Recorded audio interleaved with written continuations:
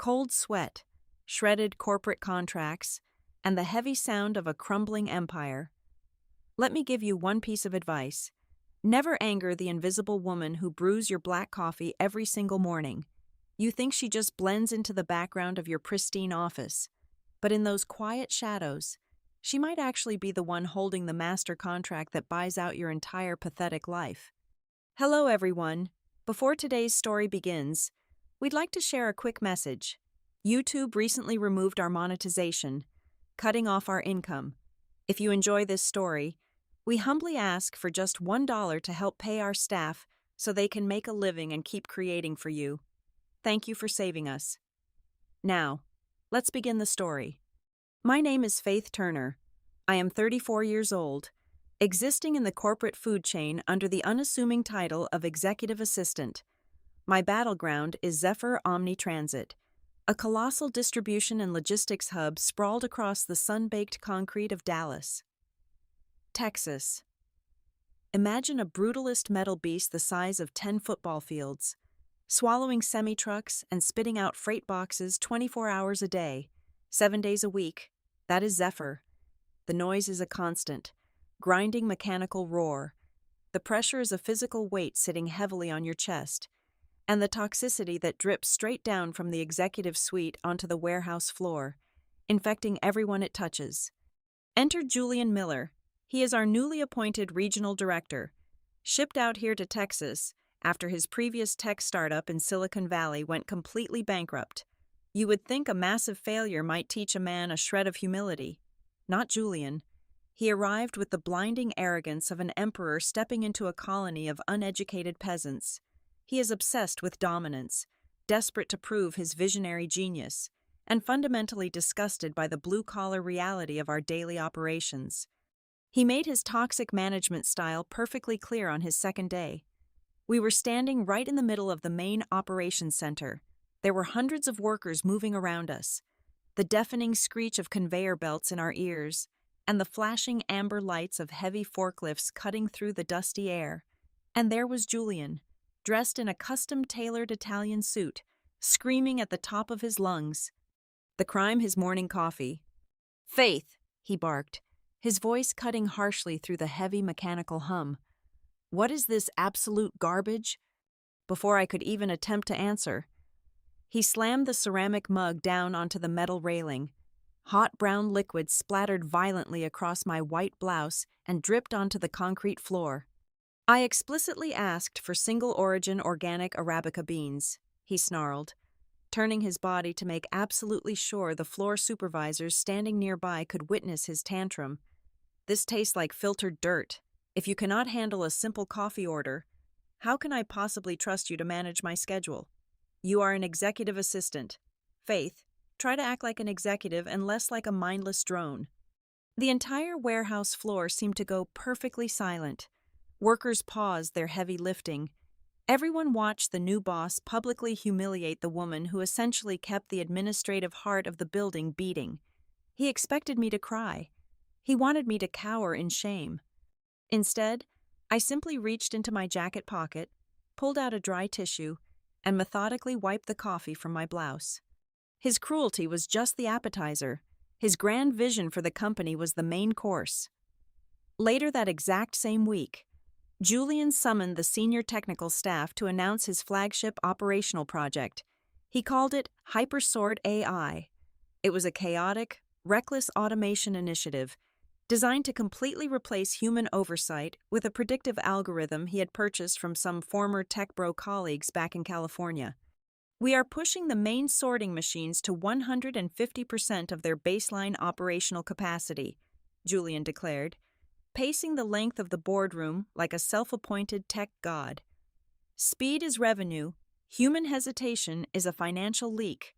We are going to bleed every single ounce of productivity out of this metal box." The lead structural engineer, an older man who had meticulously maintained this facility for over 2 decades, immediately raised his hand. He strongly warned Julian that the older conveyor frames and the underlying concrete foundation were not rated for that extreme level of continuous, high-velocity vibration. He explained clearly that pushing the heavy machinery to 150% capacity would rapidly compromise the structural integrity of the entire central loading bay. Julian laughed. It was a cold, incredibly dismissive sound. "I do not pay you to be a coward," Julian snapped. "I pay you to turn wrenches. The algorithm is flawless." Julian violently grabbed the thick engineering safety report from the polished mahogany table and hurled it into the air. The heavy binder hit the wall, bursting open and scattering hundreds of white pages across the carpet. "Get this trash out of my sight," he commanded. He glared directly at me, gesturing toward the massive mess. I did not argue. I did not flinch. I quietly knelt on the floor and began gathering the scattered documents. My eyes held no fear, no humiliation, and absolutely no submission. Instead, they were as cold and sharp as a surgical scalpel. As I stacked the papers, my mind was a steel trap, actively logging every single structural flaw, every ignored engineering warning, and every arrogant mistake Julian was proudly making. He thought I was just his obedient servant picking up his trash. He had no idea I was quietly assembling the nails for his coffin. Because I knew something he did not. Even now, kneeling on the boardroom carpet, I could feel it, a faint, deeply unnatural trembling traveling up through the floorboards. The machines downstairs were already running the new beta test, and the massive building was groaning in pain. While his back was turned to berate another manager, I slipped my phone from my pocket. I opened a heavily encrypted application hidden deep within my personal folders. It was a commercial-grade seismographic tool. I pressed record. The screen instantly lit up with jagged red lines, capturing the abnormal micro-vibrations of the concrete slab directly beneath us. Julian's shiny new system was slowly tearing the foundation apart, and I was permanently documenting every single microscopic fracture. The chaotic meeting finally concluded with Julian sitting alone at the head of the table, looking incredibly pleased with himself. He pulled an official authorization form from his leather portfolio. It was a formal structural waiver, a legal document designed to entirely bypass the mandatory state foundation inspection for the new machinery installation. Skipping the safety inspection would save him $50,000 in the current quarterly budget, ensuring his massive personal performance bonus remained intact. I stood silently by the door as he uncapped his solid gold fountain pen. "Progress requires sacrifice, faith," he murmured, scribbling his signature across the bottom line with an arrogant, sweeping flourish. I looked down at the dark ink drying on the page, then looked up at his smug, victorious face. A faint, almost imperceptible smile touched the corners of my mouth. He truly thought he was just cutting corporate red tape to build his brilliant new empire. He did not know he had just signed his own professional death warrant. There is a profound, almost intoxicating irony in fetching a fresh cup of coffee for a man who unknowingly pays you millions of dollars in rent. Julian Miller strutted through the bright, sterile corridors of Zephyr Omni Transit, believing he was the absolute, undisputed master of his domain. He truly thought he commanded the tons of steel, the thousands of machines, and the very ground beneath his expensive, polished leather shoes. He was horribly, tragically mistaken about that last part. What my standard employment file in human resources did not state, and what no background check could ever reveal, was my full legal name. Faith Turner is just a convenient fragment to a very select, highly secretive group of elite estate lawyers operating out of Geneva. I am Faith Turner Ironclad. I am the sole living heir and the singular primary beneficiary of the Ironclad Heritage Trust. 30 years ago, my grandfather, a man of quiet brilliance, purchased a massive, seemingly useless tract of barren industrial wasteland on the outskirts of Dallas. When the Zephyr Corporation later decided to build their crown jewel Southern logistics empire, they did not actually buy the land. They leased it from an anonymous trust on an ironclad, 99-year contract. Every single time Julian arrogantly stomped his foot on the warehouse floor to scold a worker, he was physically stepping on my personal property. I owned the dirt. I owned the concrete. I owned the very airspace he breathed. Being an executive assistant is essentially being a professionally trained, highly paid ghost. You hold the ultimate keys to the corporate kingdom. You manage the private schedule. You sync the executive cloud accounts, and you have unfettered physical access to every single device. Julian handed me his unlocked, heavily encrypted tablet every single day, barking orders at me to organize his meetings. It was childishly easy to plant a silent, microscopic tracking algorithm and map his private network traffic. While he was busy standing on the balcony screaming at middle management, I was quietly sitting at my small desk, routing his personal financial servers through an untraceable, secure foreign proxy. What I found hidden deep behind layers of dummy folders was an absolute masterpiece of corporate fraud. Julian was not just pushing his machines to try and boost his departmental efficiency, he was meticulously cooking the books to stage a massive, illicit fire sale of the entire property. I downloaded thousands of pages of fabricated documents. He had secretly generated dozens of fake asset depreciation reports, systematically manipulating the numbers to make the entire, highly profitable logistics hub look like a failing, obsolete, and massive financial liability on paper. His ultimate endgame was to convince the Zephyr corporate board to panic and sell the whole facility at a severe, devastating loss to Blackwood Partners, a notoriously ruthless private equity firm. The encrypted files showed a meticulously hidden side agreement, the exact moment Blackwood acquired the hub and liquidated the assets. Julian was guaranteed a consulting fee of $25 million to be deposited straight into an untouchable offshore bank account. He was preparing to gut the company, destroy over 3,000 local blue-collar jobs, and walk away incredibly rich, leaving a smoking crater behind him. But digital paper trails, no matter how damning, are too easy for expensive corporate lawyers to dispute in a courtroom. I needed undeniable, physical proof that his reckless new automated system was actively destroying the property. The machines had been running at 150% capacity for 3 grueling weeks, and the building was literally screaming in agony. At 2 o'clock in the morning on a freezing, rainy Tuesday, long after the executive suites were locked and the lights were dimmed, I drove my car to the rear freight entrance, dressed in dark, heavy maintenance coveralls, and a yellow hard hat. I bypassed the main security cameras using the master access codes I had quietly memorized on my very first day on the job. I descended deep into the cavernous sub-basement beneath the primary sorting floor. The air down there was suffocating, thick with abrasive concrete dust and the sickening, heavy smell of overheated industrial grease, with a heavy diamond-tipped core drill slung over my shoulder. I approached the massive primary load-bearing pillars holding up the entire facility. Even down here, you could physically feel the violent, deeply unnatural shaking radiating from the ceiling directly above me. I pressed the heavy drill into the thick concrete. It did not take nearly as much effort as it should have. The foundation was already giving way. I extracted 4 cylindrical core samples, bagging them carefully. Under the harsh white beam of my tactical flashlight, the truth was terrifyingly, undeniably clear. Deep, jagged microcracks spiderwebbed aggressively through the solid stone, fundamentally compromising the thick steel rebar hidden inside. Julian's glorious artificial intelligence system was literally tearing my building apart from the inside out.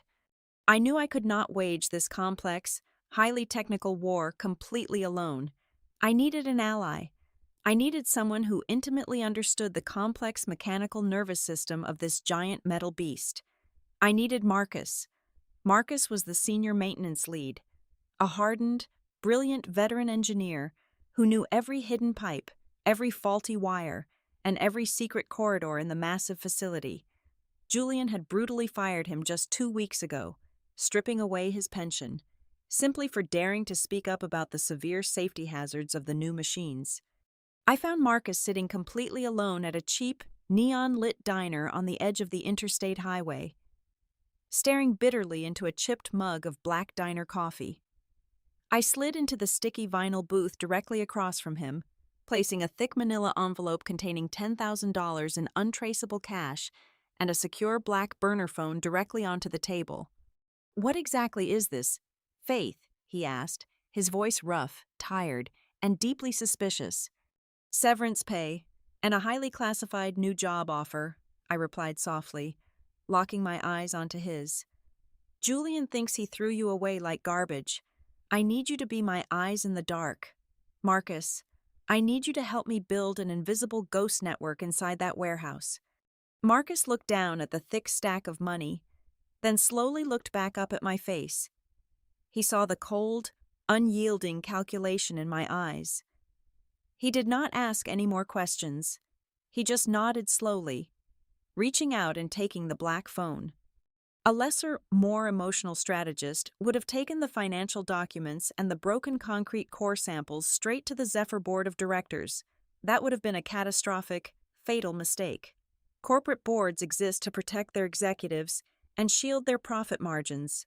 If I had gone to them, they would have instantly silenced me with an ironclad non-disclosure agreement, given Julian a quiet, multi-million-dollar golden parachute to leave the company, and completely covered up the severe structural damage to protect their fragile stock price. I did not want Julian to quietly resign and enjoy his millions on a tropical beach. I wanted his absolute, humiliating, public annihilation. Instead of playing the noble whistleblower, I opened a highly encrypted private communication channel to the lead lawyers managing the Ironclad Heritage Trust in Europe. I authorized the immediate, aggressive transfer of $60 million. We absolutely did not buy Zephyr corporate stock. That would be far too obvious and trigger regulatory alarms. Instead, we deployed a highly complex, brilliantly confusing web of anonymous overseas shell companies to aggressively buy up the toxic, undervalued debt of the third-party property management firm that legally operated the building on behalf of Zephyr. In less than 10 short days, without a single person on Wall Street or inside the company noticing, I became the absolute primary shadow creditor of the very ground Julian proudly stood on. I owned his debt. I owned the dirt. And I was quietly, patiently weaving an inescapable legal noose around his neck. With Marcus working entirely off the official grid in the dead of night, we rapidly established a brilliant, terrifying parallel monitoring system. He spent his sleepless nights crawling through the narrow, suffocating ventilation shafts, manually wiring our own illicit, military-grade seismic sensors directly to the main structural pillars of the foundation. He completely bypassed the official corporate server rooms, routing the raw, unfiltered data directly to a customized, secure tablet that sat completely innocently on my desk. Every single morning, I would smile politely and hand Julian his printed schedule. His massive official computer screens glowed a reassuring, healthy, vibrant green, telling him his automated machines were performing flawlessly and generating record-breaking profits. But down on my small wooden desk, hidden perfectly behind a mundane stack of office supply requisitions, my hidden tablet painted the horrifying, real picture. It pulsed constantly with violent, angry, flashing red warnings. I held absolute, total, godlike awareness of every single critical vulnerability in the entire building. The concrete foundation was actively fracturing, the weight load limits were severely, dangerously breached, and the catastrophic collapse of the entire facility was no longer a question of if, but a terrifying matter of exactly when. And in this incredibly deadly game of corporate roulette, I was the only person quietly holding the stopwatch. The inevitable catastrophe did not announce itself quietly. It exploded into reality on a suffocatingly hot Thursday afternoon. The deafening, metallic screech of tearing steel violently interrupted the monotonous, heavy hum of the central warehouse. The new predictive algorithm, desperately struggling to process the impossible volume of incoming freight at 150% capacity, suffered a catastrophic processing delay. A massive robotic sorting arm on the primary high-speed conveyor line swung entirely out of its programmed sequence. A young floor operator named Sarah was standing directly in the crosshairs, trying her best to clear a jammed cardboard package. The heavy steel arm, moving with terrifying velocity, slammed brutally into her right shoulder and forearm. The sickening, hollow sound of shattering bone echoed across the loading bay, immediately followed by a raw, agonizing scream that made my blood run entirely cold. The entire automated line slammed to a violent, shuddering halt. Amber warning lights strobed wildly through the dusty, heavy air. Julian was on the warehouse floor within 3 minutes. He did not shout for a medical team. He did not kneel beside the sobbing, terrified young woman who was clutching her strangely bent arm in agony. He simply stared up at the stalled robotic machinery with eyes full of pure, unadulterated hatred. He roughly grabbed Sarah by her uninjured shoulder and forcefully marched her away from the gathering crowd of shocked workers. He dragged her directly into his soundproof, glass-walled office. I followed them inside, my heart pounding a steady, furious rhythm against my ribs. Julian marched over to his heavy oak desk, ripped open a bottom drawer, and slammed a thick stack of legal documents down onto the polished glass surface. It was a standard, predatory corporate non-disclosure agreement. He shoved a silver pen into her shaking left hand. He coldly informed her that she was entirely responsible for the severe accident due to a pathetic lack of focus. He offered her a deeply insulting severance check of $5,000. In exchange, she had to sign away her fundamental right to sue, her medical insurance claims, and her employment, effective immediately. He needed this bloody, highly visible mess completely sanitized and buried before the elite Blackwood Partners audit team arrived the following week. The sheer, suffocating injustice of the moment was impossible for me to ignore.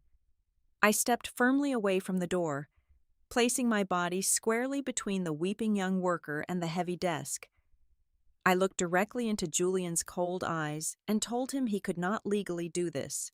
I stated clearly that the main server logs would undoubtedly show a severe system desynchronization, proving the fault lay entirely with his precious artificial intelligence machinery and not the human operator.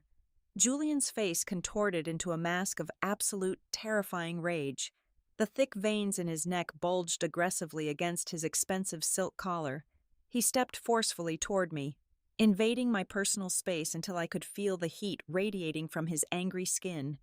He raised his voice to a deafening roar, making absolutely certain that the dozens of middle managers sitting in the outer cubicles could hear every single humiliating word. "Who exactly do you think you are speaking to?" he screamed, his voice vibrating harshly against the glass walls. "You are an absolute nobody. You are a washed-up, middle-aged failure whose only marketable skills in this entire world are typing 50 words a minute and pouring hot water into a ceramic cup." The outer office fell dead silent. Nobody dared to type, speak, or even breathe. Julian pointed a violently trembling finger directly at my face. He promised me that if I ever dared to question his authority again, he would not just terminate my employment. He swore he would personally contact his extensive network of powerful corporate executives and flag my permanent Social Security record for gross misconduct, corporate espionage, and severe insubordination. He vowed to completely destroy my livelihood, ensuring I could never find a job scrubbing toilets in the entire state of Texas, let alone working in an administrative capacity. Then, he delivered his final, sickening demand. He ordered me to walk back to my desk and personally draft a heavily redacted, completely falsified occupational safety report. I was to officially document that severe operator negligence was the singular cause of the bloody accident. He gave me exactly 2 hours to complete the forgery before his scheduled video conference with the new investors. It was the perfect moment to give him the exact illusion he so desperately craved. I let my shoulders slump forward, physically embodying the posture of total, crushing defeat. I bit down hard on the inside of my cheek until I tasted a faint metallic tang, forcing a slight, pathetic quiver into my lower lip. I allowed my eyes to well up with a perfectly calculated pool of tears. Looking down at my plain black corporate shoes, "I understand. Mr. Miller," I whispered, allowing my voice to break just enough to sound entirely shattered. "I will draft the safety report right now. Please do not ruin my employment record." The transformation in the room was chilling. Julian's explosive rage vanished in an instant, replaced by a sickening, deeply arrogant smirk. His chest puffed out with victorious pride. He truly believed he had successfully broken his defiant assistant. His massive ego completely blinded him to the absolute danger standing right in front of him. He let out a condescending scoff, turned his back to me entirely, and walked over to the massive floor-to-ceiling window to gaze out over the vast, humming warehouse floor. He felt like an untouchable king surveying his conquered kingdom. The exact second his eyes looked away, the pathetic tears in my eyes vanished completely. The trembling in my posture evaporated, replaced by a cold, terrifying, and absolute stillness. I turned around and walked calmly out of his glass office, shutting the heavy door quietly behind me. I sat down at my small, highly organized desk. I did not open a blank word processor document to type his fraudulent safety report. Instead, I bypassed the standard corporate firewall and opened my encrypted private server. I drafted a single, highly classified email addressed directly to the senior legal team in Geneva. The subject line consisted of two simple words: Operation Purge.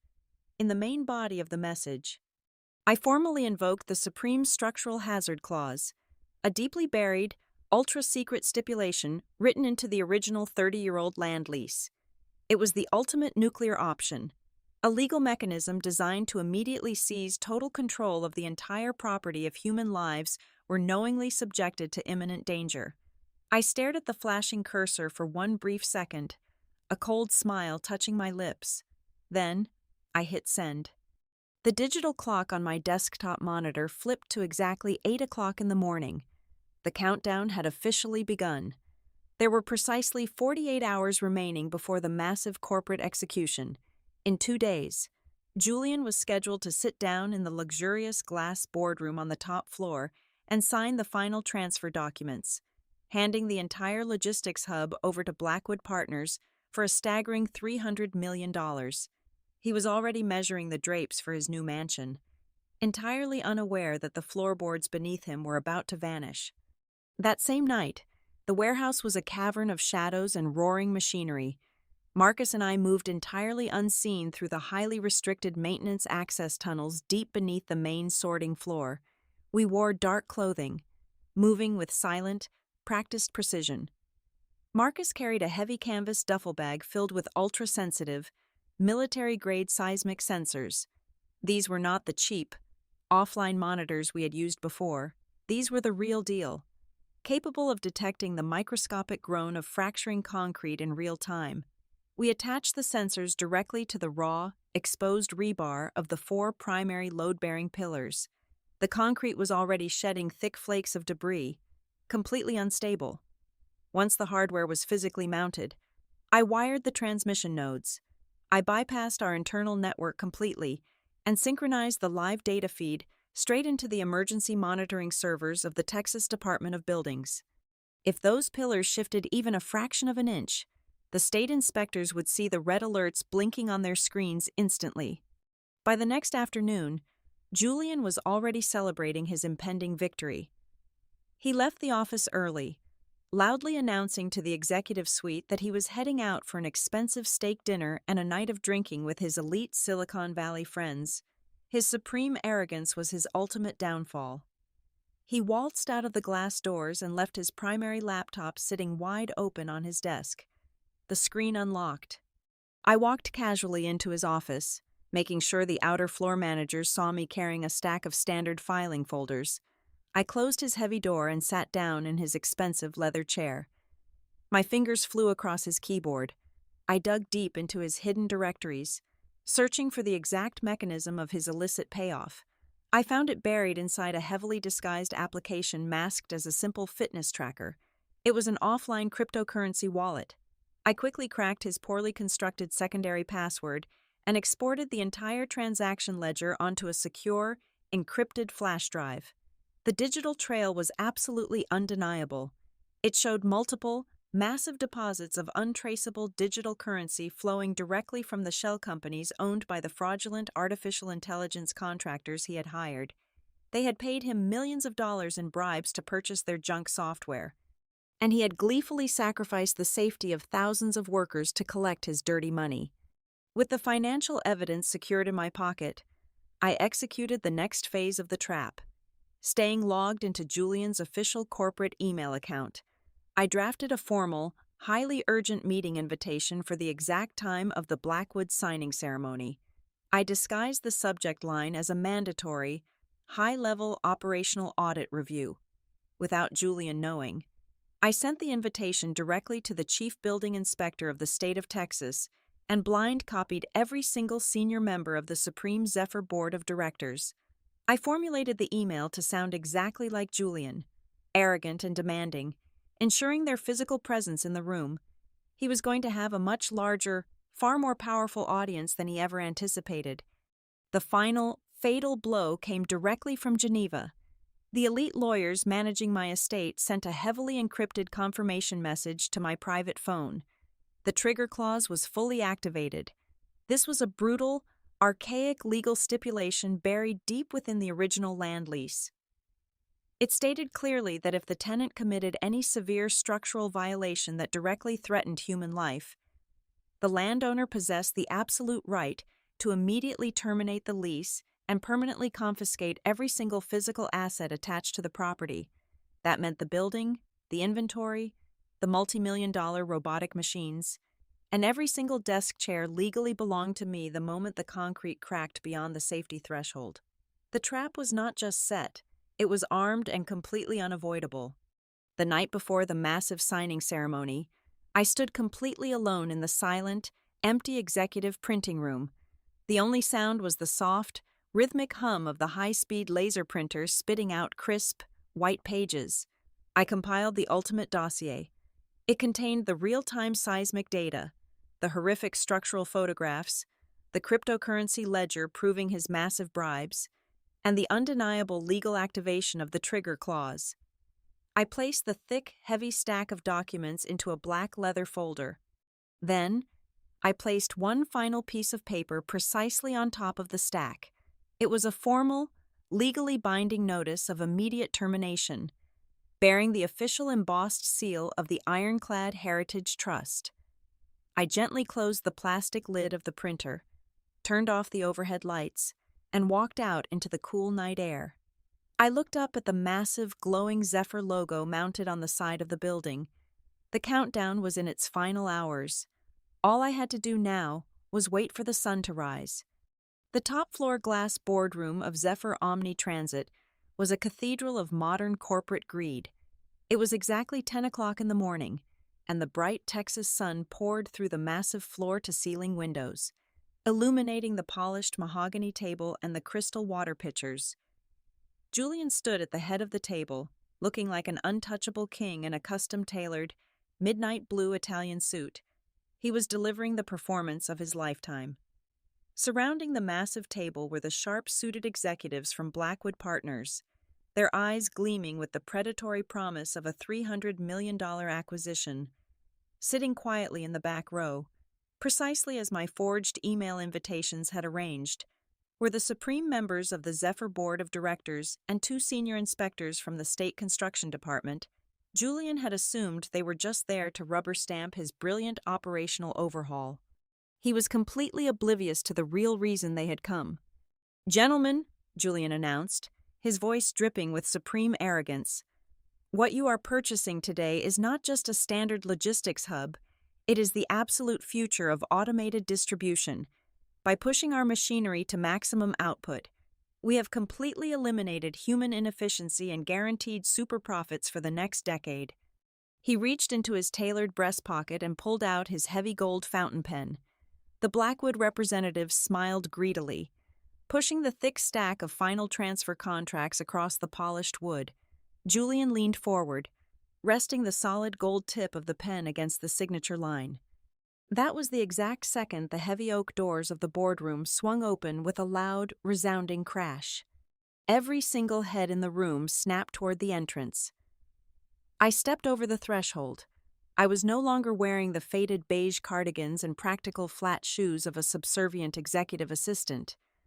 I wore a perfectly tailored, sharp black suit that cut a striking, intimidating silhouette.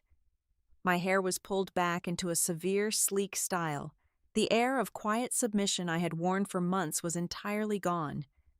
In its place was a freezing, overwhelming aura of absolute authority that instantly suffocated the entire room.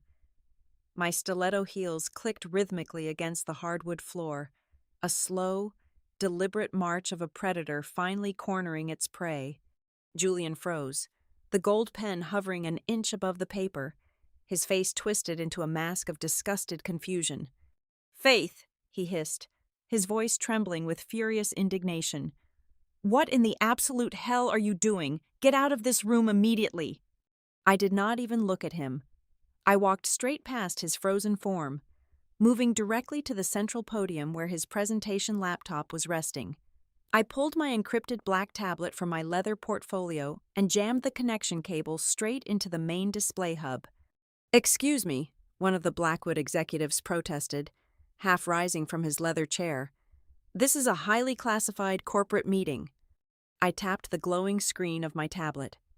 The massive wall-to-wall presentation monitor behind Julian instantly went entirely black. A split second later, it erupted into a blinding, violently flashing red light. The sharp, piercing sound of a digitized emergency siren blared through the overhead speakers, making the wealthy investors flinch violently in their seats. The bright red screen displayed the official, undeniable seal of the Texas Department of Buildings. Below the seal, in massive white block letters, was a direct, live warning alert. "Critical structural failure imminent. Foundation integrity breached. Emergency evacuation and total operational suspension mandated." The two state building inspectors sitting in the back row immediately leaped to their feet, their eyes wide with genuine horror as they stared at the live seismic telemetry data scrolling rapidly down the right side of the screen. "This is completely insane," Julian screamed, frantically slamming his hands against the podium, desperately trying to yank the cables out. "This is a viral attack. This miserable woman is sabotaging my system." I casually swiped my finger across my tablet screen. The flashing red alert shrank to the corner, making room for a massive, high-resolution document dump. The investors gasped collectively. Displayed nakedly in front of the entire room were Julian's meticulously fabricated asset depreciation reports, placed side by side with the real, highly profitable financial ledgers. I swiped again. Horrifying. High-definition photographs of the sub-basement filled the screen. They clearly showed deep, jagged structural fractures tearing through the primary load-bearing concrete pillars, exposing the bending steel rebar inside. "As you can clearly see," I spoke for the first time, my voice echoing coldly through the chaotic room, "Mr. Miller has been intentionally pushing the heavy machinery beyond safety limits to destroy the foundation, hoping to force a panic sale to line his own pockets." I swiped one final time. The screen shifted to display a highly detailed, undeniable cryptocurrency ledger. It traced massive, untraceable bribe payments flowing from the fraudulent software vendors directly into an offshore digital wallet. At the very top of the screen, the account owner was clearly listed. Julian Miller, current balance, $12 million. The boardroom erupted into total pandemonium. The senior members of the Zephyr board of directors were shouting furiously at Julian. The Blackwood executives were frantically shoving the acquisition contracts away from them as if the paper itself were covered in poison. The state inspectors were already on their phones, aggressively demanding an immediate police cordon and a complete shutdown of the main power grid. Julian completely lost his mind. His carefully crafted persona of the untouchable genius shattered into a million pathetic pieces. His face turned a dangerous shade of dark purple.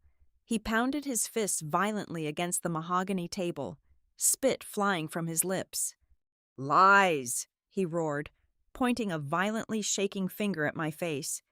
"These are all fabricated lies. Security, security, get up here right now and throw this insane, psychotic secretary out of my building." He aggressively slammed his palm onto the emergency security button embedded beneath the table. Less than 20 seconds later, the boardroom doors flew open again. 4 massive, heavily armed tactical security guards charged into the room. Julian pointed at me with a triumphant, malicious grin. "Grab her," Julian commanded, his chest heaving with exertion. "Drag her out of here and lock her in a holding room." The four large men stepped forward. Then, they stopped abruptly. They did not reach for their handcuffs. They did not lunge toward me. Instead, they calmly crossed their thick arms over their chests and stood completely still, forming a solid, impenetrable wall of muscle right in the middle of the room. Not a single one of them even lifted a finger to touch me. Julian stared at them, his eyes wide with a mixture of shock and boiling rage. "What is wrong with you idiots? I gave you a direct order. Grab her." The head of the security team, a tall, heavily scarred veteran, slowly turned his head to look at Julian. There was no respect in his eyes whatsoever. There was only a cold, deeply satisfying look of absolute pity. "I am very sorry, Mr. Miller," the security chief stated, his deep voice carrying easily over the shouting of the panicked board members. "Our primary service contract was legally transferred roughly 10 minutes ago to the absolute new owner of this property. We no longer work for Zephyr Omni Transit. We currently only take orders from Ms. Turner." I casually tossed the heavy black leather folder onto the center of the massive oak table. It landed with a thick, definitive thud that echoed in the sudden, suffocating silence of the room. "For those who are confused," I announced, my voice entirely calm and steady, "allow me to properly introduce myself. I am the sole legal representative and primary beneficiary of the Ironclad Heritage Trust. I own the dirt directly beneath your feet." I let that impossible reality sink into their panicked minds for a brief moment before delivering the final, fatal blow. Due to the severe, intentional structural violations that have directly endangered hundreds of human lives today, I am officially invoking the emergency penalty terms of the original land lease. The lease is terminated, effective immediately. Every single piece of infrastructure, every robotic sorting arm, and every physical asset on this property is hereby confiscated by the trust as civil compensation. The massive $300 million acquisition died right there on the table. The lead representative from Blackwood Partners let out a furious shout, grabbed the thick stack of draft contracts, and violently tore them in half. He immediately pulled out his phone, barking orders at his elite legal team to draft a massive fraud and concealment lawsuit against Julian. The Supreme Board of Directors for Zephyr scrambled away from the head of the table, physically distancing themselves from the toxic fallout. They completely abandoned him. Julian collapsed heavily into his chair. His expensive suit looked suddenly hollow. The arrogant, untouchable tech genius was gone, replaced by a trembling, hyperventilating shell of a man who had just lost absolutely everything. I walked slowly around the table and stopped directly beside his chair. I looked down at him.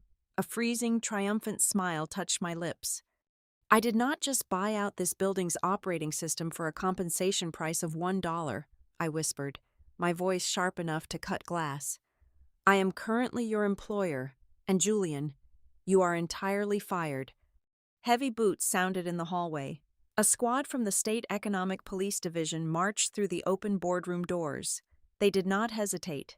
They hauled Julian roughly to his feet, pulling his arms behind his back and snapping cold steel handcuffs around his wrists.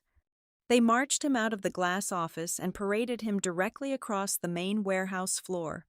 Hundreds of workers had completely stopped the assembly lines as the police escorted the humiliated, weeping executive toward the flashing red and blue lights waiting at the front doors. A slow, thunderous wave of applause erupted across the concrete floor. The people he had treated like absolute garbage were openly cheering for his total destruction. Back up in the silent boardroom, I finally sat down in the heavy leather chair at the head of the table. The air felt incredibly light and clean. I picked up my phone and dialed Marcus. I told him to officially resume his position, rehire his entire crew, and implement an immediate 20% salary increase for the entire maintenance department.